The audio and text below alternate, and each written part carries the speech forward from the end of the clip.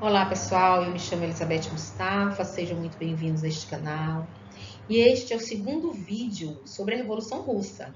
Nós estudamos aqui História, Filosofia e Espiritualidade e trago também esse olhar espiritual.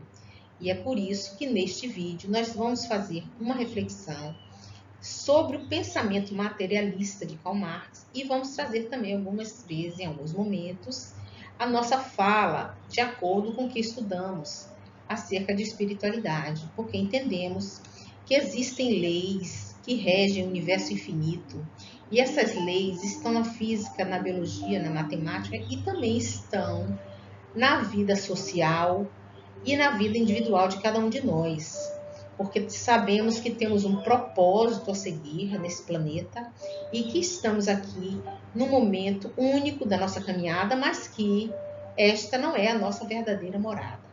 Então, nessa perspectiva espiritual, nós vamos trazer o contraponto do ideário, do pensamento de Karl Marx, que vai nortear a Revolução Russa e todas as outras revoluções comunistas que são oriundas a esta. Nesse contexto, nós vamos falar também sobre os mencheviques e os bolcheviques, que são os dois partidos que surgem ali e se dividem de uma forma a discordar da caminhada da Revolução, e que isso mostra que o pensamento de Karl Marx surge no materialismo, mas vai se modificando no caminhar da história. Vão surgindo outros frutos dessa mesma raiz, desse mesmo axioma, que é o axioma materialista. E nós precisamos manter e entender claramente essas questões para que a gente não confunda futuramente com alguns pensamentos que são de origem cristã e de origem espiritual. Então é preciso determinar essa linha de pensamento, entender qual é o paradigma, esse laço que vai levar o pensamento materialista ao mundo e que hoje ainda impacta na nossa vida. Por isso eu vou aqui sugerir alguns livros para que você possa também acompanhar esse pensamento sempre que você quiser buscar respostas acerca das guerras, acerca das pandemias, acerca das revoluções, do progresso da humanidade, da evolução espiritual e material do homem. Então eu sugiro que você leia este livro aqui, ó, O Livro dos Espíritos, de Allan Kardec, que é o pontapé inicial da codificação, porque aqui neste livro vai trazer essas reflexões sobre guerras, sobre a vida de cada um de nós, sobre a direção, sobre a pobreza, sobre a riqueza, sobre os caminhos de aprendizado material, espiritual. Então é importante que a gente se dissipe de nossa mente aqueles preconceitos, porque muitas vezes as pessoas têm preconceito de ler o Livro dos Espíritos, muitas vezes tiveram uma orientação religiosa dogmática que se diz, se eu ler isso aí eu vou para o inferno. Então nós não entendemos dessa forma, nós entendemos que é necessário buscar o conhecimento e a gente precisa ter medo apenas da ignorância, a ignorância que nos leva a tomar caminhos errados e que nos leva a se deixar manipular por aqueles que querem conduzir a vida, as sociedades, para o poder, para a conquista material, para a destruição, para a matança, em defesa de ideologias que realmente não deram frutos, não deixaram um resultado prometido. Existem outros livros ainda que nos trazem essas reflexões, como esse aqui do Leon Denis. Esse livro fala o problema do ser, do destino e da dor. E vai falar sobre filosofia, sobre espiritualidade, vai falar por que sofremos, por que passamos dificuldades na vida. Existem também o livro que eu trago sempre para vocês aqui, é o livro A Caminho da Luz, de Emmanuel, e Psicografia de Chico Xavier, que fala da história da humanidade e traz essas referências, mostrando a influência que nós recebemos do alto, dos espíritos evoluídos, dos mensageiros de Jesus para a nossa caminhada. E eu não podia deixar de falar sobre esse aqui, sobre o nosso livro do Brasil, Coração do Mundo, Pátria do Evangelho, que vai contar a história do Brasil também sobre essa prisma, esse referencial espiritual. sem deixar de mostrar a caminhada histórica, sem deixar de mostrar a nossa realidade material, que a gente também não pode se afastar, porque afinal nós estamos encarnados. Então vamos falar sobre essa realidade, a Revolução Russa, sempre com essa profundidade espiritual, com essa referência. Por quê? Porque sabemos que existem problemas, sabemos que existem ciclos evolutivos que se fecham e que revoluções são esse fechamento dos ciclos, mas que não podem ser conduzidos por grupos que querem manipular a história e as pessoas de bem. Vamos seguir em frente, pedindo sempre a Jesus que nos abençoe e nos oriente nessa nossa caminhada. Vamos relembrar aqui, então, continuando o nosso estudo após o ocorrido do Domingo Sangrento, que aconteceu na Rússia, que foi uma catástrofe humana, e foi uma matança que aconteceu, porque o Nicolau II, este que está aqui, o czar Nicolau II, tinha uma atitude muito autoritária, tinha uma atitude ainda absolutista em uma Rússia que buscava mudanças, porque o mundo já estava capitalista, o mundo já tinha atravessado o fim do absolutismo, a queda dos reis absolutistas pela burguesia na Europa. A Rússia já estava no caminhar de uma parca industrialização centrada nas principais cidades, e essa industrialização trazia um proletariado que começa a surgir ali, buscando os caminhos do socialismo, porque o pensamento iluminista e o pensamento comunista se confundem nesse momento, e alguns grupos percebem que é necessário fazer uma revolução burguesa para fortalecer a indústria, para fortalecer a Rússia, e depois fazer uma revolução socialista para buscar o poderio dos proletariados, que estão ainda no início. Então nós vamos ver esses momentos difíceis para a Rússia, nós vamos ver a queda aqui da família do Nicolau, o Nicolau é o último czar russo, e nessa imagem aqui muito significativa, a gente vê ele ali sentado, com um círculo vermelho atrás, e uma imagem de um senhor que levanta as mãos ali, do Grigori Rasputin, mostrando que o Nicolau II não percebe o que está acontecendo na Rússia, que é, na verdade, um movimento revolucionário pulsante, que já vem de eras anteriores, tanto do seu pai quanto do seu avô, que foram assassinados pelos líderes também revolucionários anarquistas. Então, o anarquismo também é um grito revolucionário da Rússia, o comunismo também de Karl Marx, e aqui o Grigori Rasputin, que foi colocado no outro vídeo como também responsável por minar os passos do czar dentro da corte, porque participava da corte, interferia na corte, e era uma pessoa sem princípios, era uma pessoa que prejudicou grandemente o Nicolau. O Nicolau II era aquele czar morno, sem muita atitude política, muito duvidoso do que deveria fazer, não tinha uma atitude de mudanças, e a população fica ali indignada com o marasmo daquela atitude do czar. E no momento do Domingo Sangrento, quando o czar não está na Rússia, milhares de pessoas foram em protestos até o seu palácio, e quando chegou lá, a polícia czarista matou aos milhares. Isso vai levantar grandes protestos nas ruas, vai haver muita guerra na rua, porque quando a gente fala em protestos e a gente pensa nos protestos que temos hoje no Brasil, todo mundo bonitinho de verde e amarelo, falando, cantando o hino nacional, rezando, orando o Pai Nosso, não era assim de jeito nenhum nesse tempo.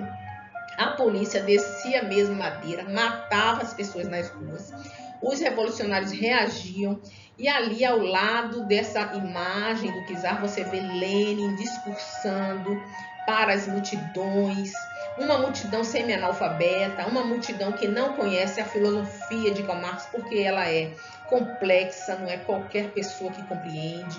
Essas pessoas estão ali com seus problemas de primeiros passos do proletariado, que sempre é doloroso. Nós vimos isso lá na Revolução Industrial, nós vimos isso em outros momentos de criação do proletariado, que surge a indústria ali com muitos problemas.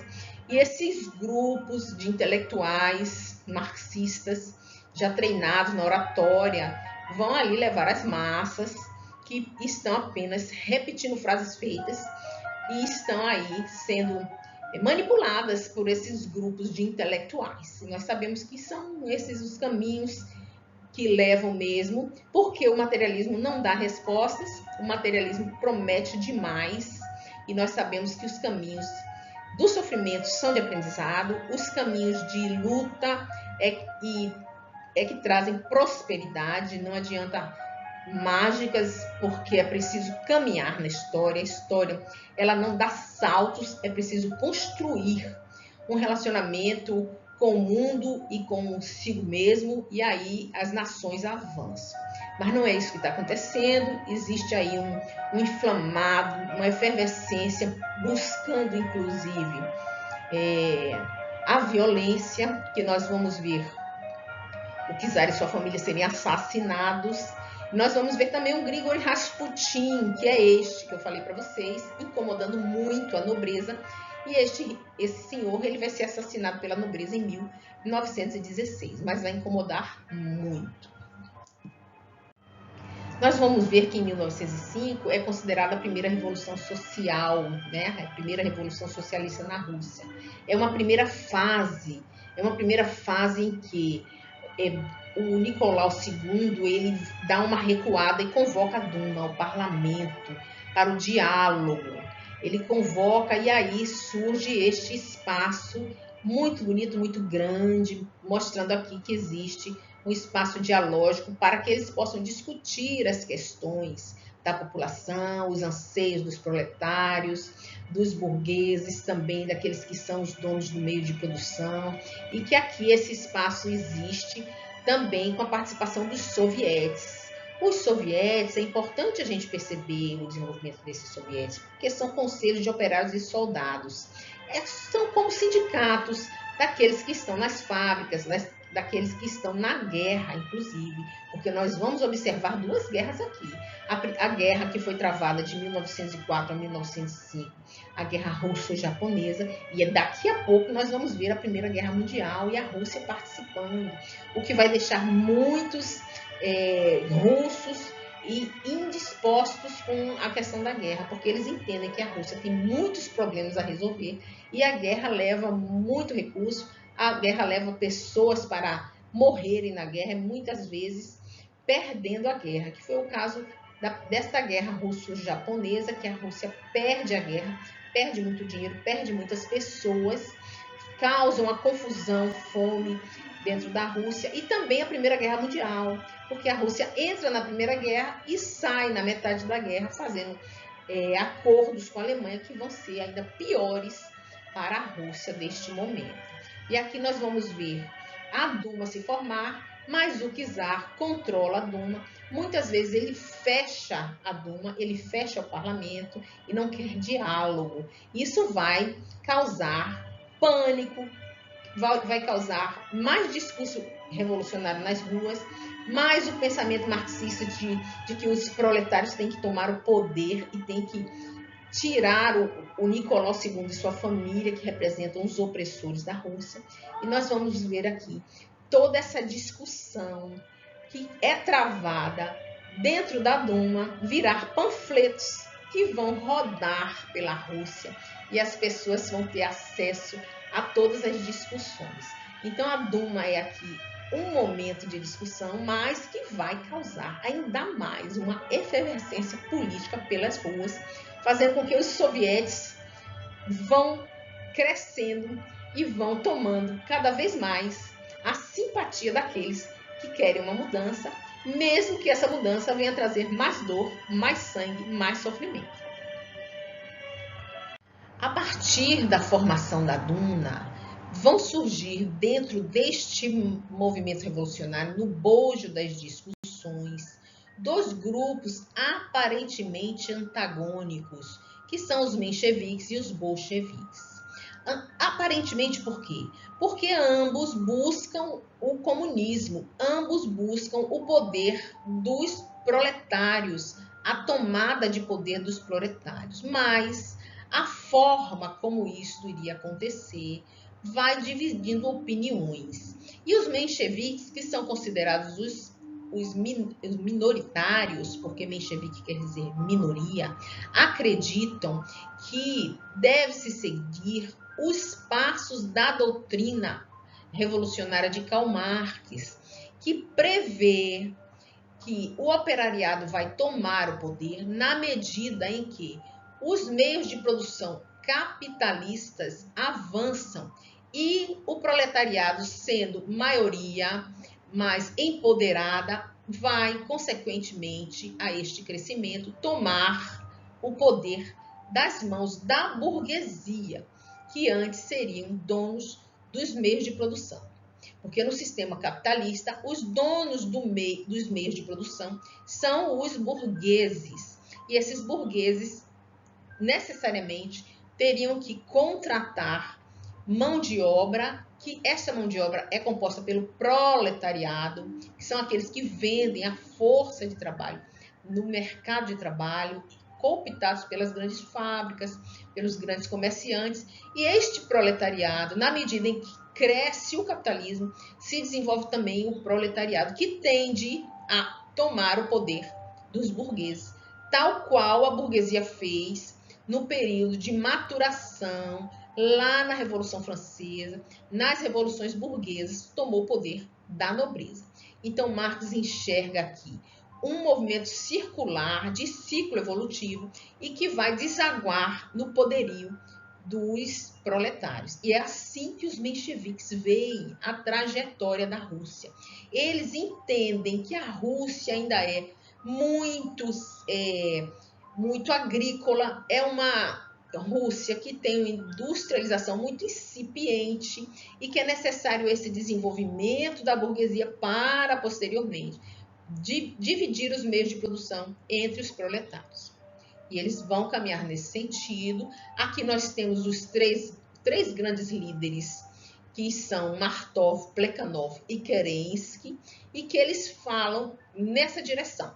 Batem muito no governo de Nicolau II, batem muito no czarismo, discordam do poder do czar, fazem discursos voltados à queda do czarismo, mas querem implantar um capitalismo para depois caminhar para o movimento operário. Então, essa é a dimensão dos mencheviques.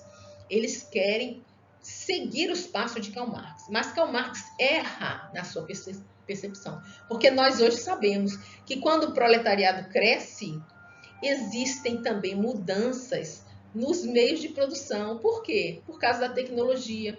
Na medida em que a tecnologia vai se aperfeiçoando, os proletários vão se tornando mais especializados, e esses proletários tendem a ter uma vida mais confortável, com os meios de produção tendo acesso ao resultado do capitalismo, e esses proletários se acomodam e, ao contrário, eles não querem mais derrubar a burguesia, e sim se tornar burgueses. Então, essa profecia de Karl Marx, de que o operariado ia tomar o poder, não existe, porque a percepção de Karl Marx é limitada, ainda que materialista. Imagine se ele tivesse uma visão espiritualista, ele teria uma visão muito mais ampla, muito mais voltada à compreensão do todo. Porque aqueles que têm uma visão materialista, é muito fácil para eles destruir, roubar, matar,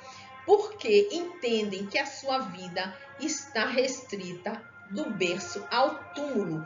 Então não lhe serve nada ser bom, não lhe serve nada aceitar a sua condição e caminhar trabalhando para a prosperidade de si, aprendizado espiritual e material, e para ajudar as sociedades. Então, o materialismo, ele traz uma dimensão limitada, ele traz uma dimensão que é possível roubar, matar, destruir, porque o que importa é o aqui e agora. Então, na visão espiritual, onde se expande a consciência, se percebe de que a pobreza é aprendizado e a riqueza é compromisso espiritual com os outros. Então, à medida em que se compreende espiritualmente essas questões, muda-se completamente a direção e o paradigma.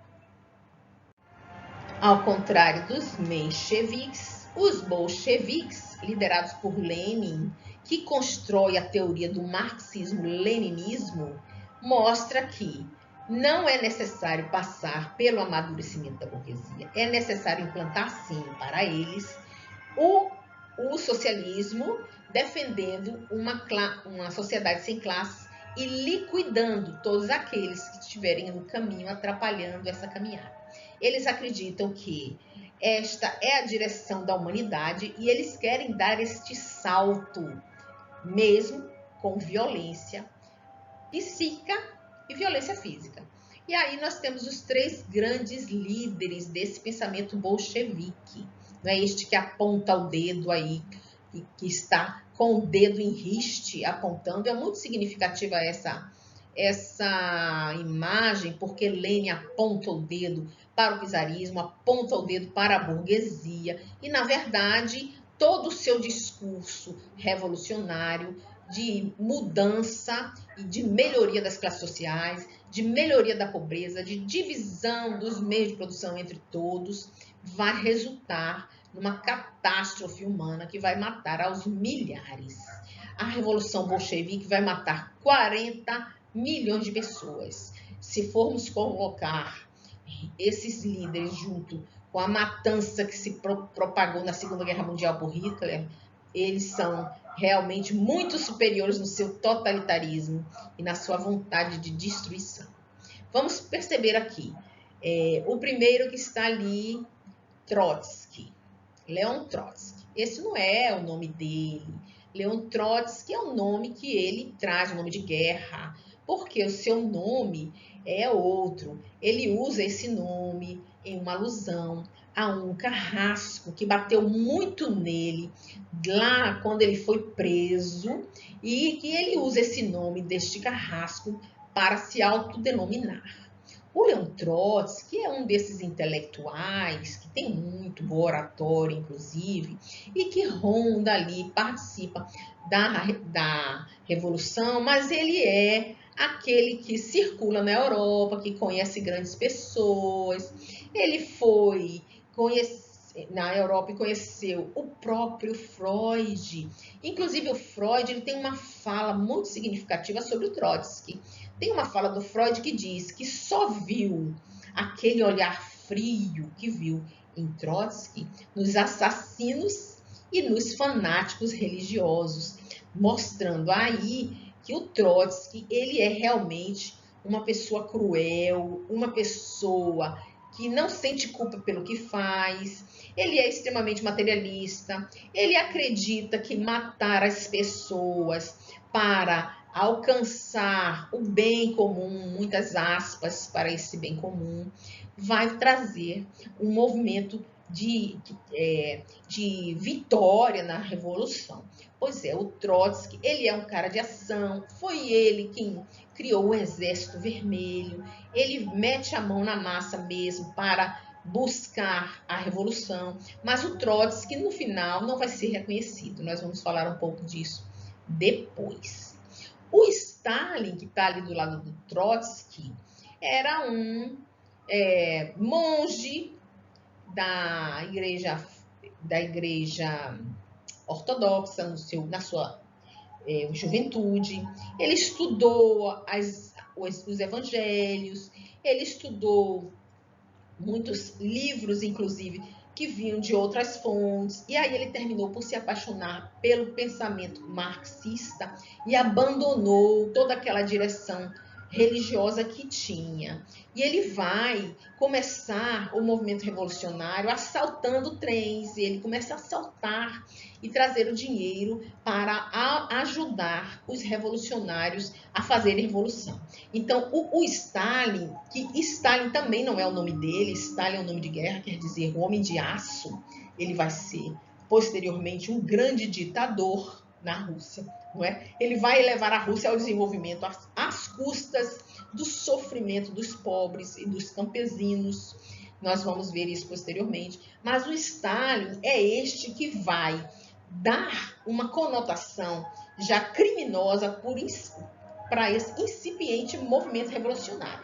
E o crime, o assalto, o roubo, vai ser a tônica de todo o movimento revolucionário. Até hoje nós temos aqui no Brasil todos os dissidentes que vêm deste movimento, que trazem suas bases neste movimento e que estão espalhados por toda a América Latina, pelo mundo inteiro, não é? Trouxeram também essa direção criminosa, porque, volto a falar, numa perspectiva materialista, você não tem compromisso nenhum, nem com você, com seu estado espiritual, nem com as suas causas, porque ele parece, a nós parece, quando estamos pensando apenas numa dimensão materialista, que não vamos arcar com os nossos compromissos, que podemos fazer o que queremos com as pessoas, destruir suas vidas, destruir a nação inteira, e que não vai depois ter nenhuma resposta espiritual para isso. Mas nós espíritas sabemos que existe uma lei de causa e efeito que vai cobrar, e que por mais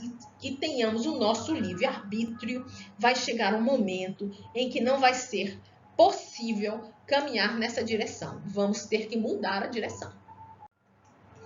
E então, só para não deixar de citar um trecho importante que traz aqui no livro A Caminho da Luz de Emmanuel, que vocês podem acompanhar toda essa história, inclusive porque Emmanuel traz referências ao socialismo. Ele fala do que é o socialismo, ele fala de uma maneira muito dura e muito clara, não enrola, não fica passando pano para diminuir a gravidade que é o socialismo, o surgimento do socialismo. Então, aqui na página 192, você vai ver o socialismo.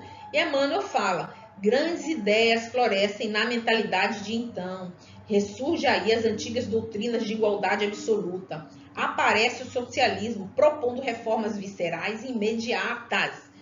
Ele está falando aqui dos bolcheviques, imediatas, tá vendo? Aí ele continua um pouco mais embaixo. Uma revolução sociológica de consequências imprevisíveis ameaça a estabilidade da própria civilização, condenando-a à destruição mais completa. Então, ele vai mostrar aqui o perigo que é essa revolução, o perigo que está aqui em jogo. Por quê? Porque nós sabemos que futuramente russos e americanos vão estar na Guerra Fria, numa luta pelo espaço de poder, e que essa luta vai gerar a construção de muitas armas atômicas. E nós vamos ficar todo o momento da Guerra Fria nessa perspectiva. Será que eles vão destruir o planeta? Então, essa revolução, apontando a direção mesmo para o materialismo, é um risco muito grande para toda a humanidade. Nós temos que perceber nessa dimensão e entender que não existe fórmula mágica que vá mudar o sofrimento das pessoas. É preciso caminhar, é preciso construir, é preciso ter mérito espiritual e material para que essa mudança aconteça. Voltemos então a refletir sobre o czarismo russo, que já está em declínio, que não encontra mais guarita nem no meio das elites e nem no meio do povo. E está num momento muito triste do seu caminhar. Um dos piores invernos estão acontecendo na Rússia, causando fome, desordem e confusão, porque a família Romanov já está realmente abandonada pelas elites, e aí o czar Nicolau II renuncia a favor de Miguel Alexandrovich, o seu irmão grão-duque. Então, o Miguel, ele vai ficar um tempo no poder, mas também vai renunciar. E aí começa o movimento revolucionário a comandar a Rússia. A família Romanov, em 17 de julho de 1918, vai ser assassinada pelo bolchevique Yakov Yurovsky. Então, esse bolchevique, ele vai levar a família para um quartinho dentro do Palácio de Inverno, e essa família vai ser ali assassinada sem que ninguém saiba. Por muito tempo vai ficar esquecida, por muito tempo vai ficar sumida, desaparecida, sem ninguém saber o que aconteceu. Mas posteriormente vão encontrar os crânios deles, e aí vão se considerar que eles foram assassinados pelos bolcheviques. E aí fica descoberta essa questão.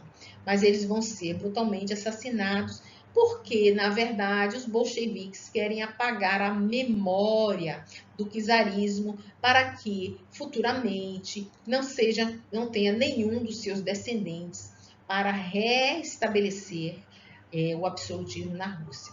E nós vamos ver isso acontecer de uma forma muito triste. Não é porque muitas vezes a gente viu lá na Inglaterra que a rainha inglesa permanece na Inglaterra, fazendo com que a harmonia ainda se propague por muito tempo, e aí os movimentos de mudança vão acontecendo e a família fica ali, ainda como um símbolo dessa história bonita, dessa história de uma antiguidade clássica, de uma antiguidade que mostra os caminhos da humanidade. Não precisava, não seria necessário fazer isso. Mas eles fizeram, e aí a gente sabe, inclusive, que esse tipo de ação vai gerar karmas coletivos, vão gerar karmas individuais e coletivos, que vão posteriormente trazer sofrimento para o povo da Rússia. Nós vamos ver, então, a partir do momento em que o czar renuncia a um governo provisório que vem, primeiramente, sendo governado pelos mencheviques, onde Kerensky, um dos pensadores dos mencheviques, que buscam ali uma transição entre o capitalismo e o socialismo de uma forma mais lenta, mas que buscam alcançar essa mesma ideia revolucionária de igualdade de classes, etc. Então, no governo de Kerensky, nós vamos ver que ele vai governar de julho a novembro, e que existe aqui agora uma separação entre igreja e Estado. É sempre bom lembrar que em todos os movimentos comunistas, a igreja é considerada inimiga do movimento comunista, porque existe toda uma ideologia mais espiritualizada dentro do contexto do cristianismo, que vai ser perseguida porque nega os princípios, nega o axioma, nega o paradigma do comunismo, que o paradigma do comunismo é materialista. Então, padres, freiras vão ser sempre perseguidos, igrejas vão ser fechadas, e aí vai haver proibição de culto e etc e tal. E aqui, nesse momento, já surge o primeiro caminhar, que é a separação entre a igreja e o Estado, a igreja ortodoxa da Rússia. Nós já falamos sobre isso em vídeo anterior. Existe também um autogoverno rural, quer dizer, um governo em que as pessoas do campo vão se autogovernar. Existe também a aprovação da jornada de 8 horas nas fábricas, porque não existiam leis trabalhistas. Assim, de forma que é preciso ainda caminhar muito nessa questão. E aqui Kerensky traz esses direitos, né? Ele também traz direitos civis, que ele busca garantir liberdade de expressão, de imprensa e de reunião, que é uma falácia, que nós vamos ver que não existe liberdade de expressão em governos ditadores. Sempre em governos ditadores vão existir a expressão limitada. Aqueles que são contra não vão governar. E Kerensky parece que tem essa dimensão libertária, mas é apenas de fachada. A Rússia também não sai da guerra. Então, observe aqui que nós estamos em 1917, a Primeira Guerra Mundial acontece de 14 a 18 e a Rússia ainda está imersa na guerra, gastando muito, trazendo fome, trazendo sofrimento para as famílias e para as pessoas. E o fato da Rússia não sair da guerra vai ser exatamente o momento de enforcamento do governo de Kerensky, porque vai ser muito questionado pelo grupo dos bolcheviques, que tem a bandeira de frente para que a Rússia saia da guerra. Então, o movimento revolucionário liderado por Lenin, Trotsky e Stalin estão ainda nas ruas com os panfletos que são a tônica, né, da comunicação, que estão aí nas ruas circulando entre os soviéticos, entre a população e pedindo paz, pão e terra, que é a palavra de ordem da Revolução de 17. A paz significa a saída da Rússia na Grande Guerra, O pão é o desejo de acabar com a fome do povo por meio da distribuição de alimentos e de incentivo à agricultura. E a terra representa a necessidade de realizar uma reforma agrária, porque aqui na Rússia nós sabemos que 70% das terras estão na mão de 20% dos grupos da nobreza. Então nós vamos ver aqui esses conflitos fortes, esses movimentos, inclusive de saída, abandono da guerra por parte dos marinheiros, por parte dos soldados de guerra que entram na Rússia armados ainda com armas de guerra e vão ali já com essas armas se infiltrar no Exército Vermelho de Trotsky. E aí nós vamos ver crescer o Exército Vermelho. E aí nós vamos ver muita luta na rua, muita briga, muita confusão e muita morte.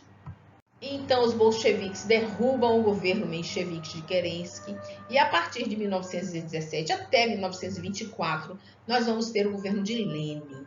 E Lenin começa, então, com a sua medida radical, porque ele acha que deve se fazer agora o governo proletário, com a ditadura do proletariado. Veja por quê.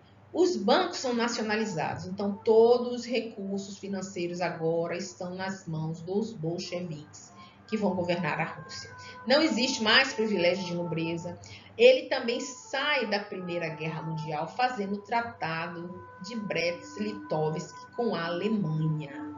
Esse tratado vai onerar muitos cofres da Rússia, porque ele vai ter que ceder muito para a Alemanha para poder sair da guerra, já que ele prometeu às populações que iria sair. Ele teve que ceder territórios para a Alemanha, ele teve que ceder 94 mil toneladas de ouro para a Alemanha, que ele não paga nesse momento, fica devendo, e outros tantos acordos que foram beneficiários para a Alemanha, muito mais para a Alemanha do que para a Rússia.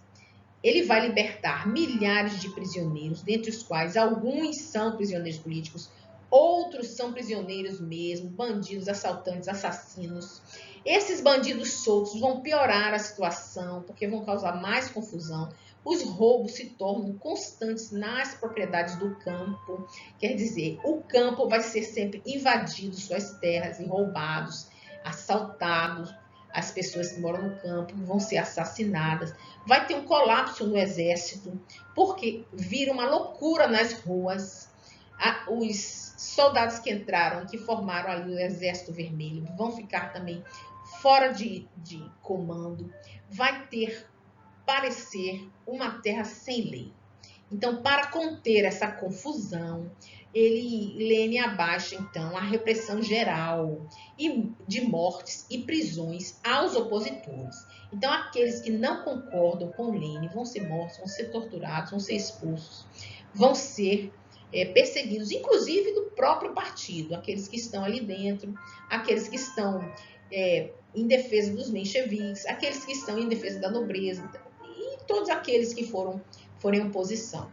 Em 1818, após o atentado contra Lenin, o terror vermelho matou milhões de pessoas.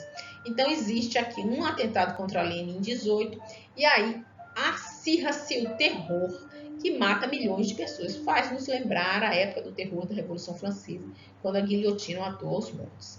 Em 1922 surge, então, a União Soviética, a União das Repúblicas Socialistas Soviéticas. Entendam que União Soviética não é o nome de um país. São países que vão sendo cooptados pelos sovietes e que formam ali um núcleo dos sovietes e que esses núcleos unidos vão formar a União das Repúblicas Socialistas Soviéticas. Então, a União Soviética não é um país, como muita gente pensa.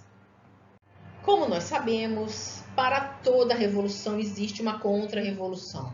Então, de 17 a 22, a Rússia vai enfrentar uma guerra civil. Imagine a população como está em sofrimento desse movimento horrível que está acontecendo na Rússia.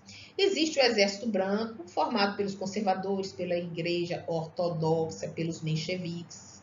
Não é? Existe o Exército Vermelho dos bolcheviques, que foi criado por Trotsky, que eu já falei para vocês.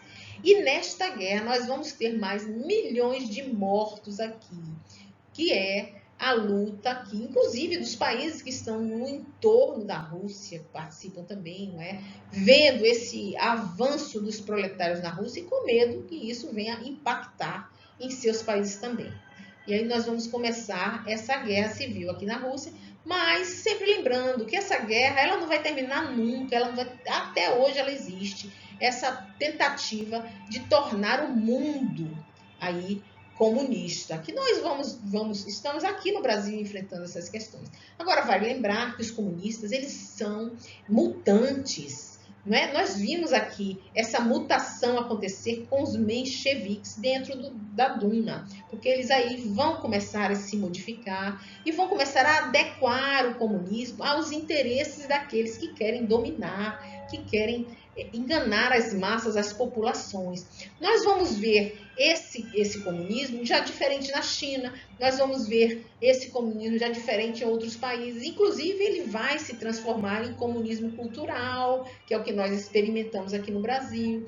Nós vamos ver um comunismo já diferenciado em Cuba, de acordo com a realidade daquele país, e nós vamos perceber que eles vão entrando em mutação. Por quê? Porque, na realidade, é uma falácia o comunismo. Ele não dá respostas. Aquilo que ele promete, ele não entrega. Então, na medida em que eles percebem que não vai acontecer o que Marx previu como uma profecia, eles vão mudando a sua rota e vão acreditando que essa mudança é boa para fazer um novo caminhar do socialismo. Mas nós vamos ver que não existe. E hoje também nós vamos ver progressistas, globalistas, todos frutos dessa mesma base de pensamento materialista, enganados, querendo nos manipular a fim de construir projetos criminosos de poder. Em 1924, morre Lenin. E a partir da morte de Lenin, existe uma disputa entre os dois líderes, Trotsky e Stalin, que discordam também como será o caminhar da revolução a partir de então.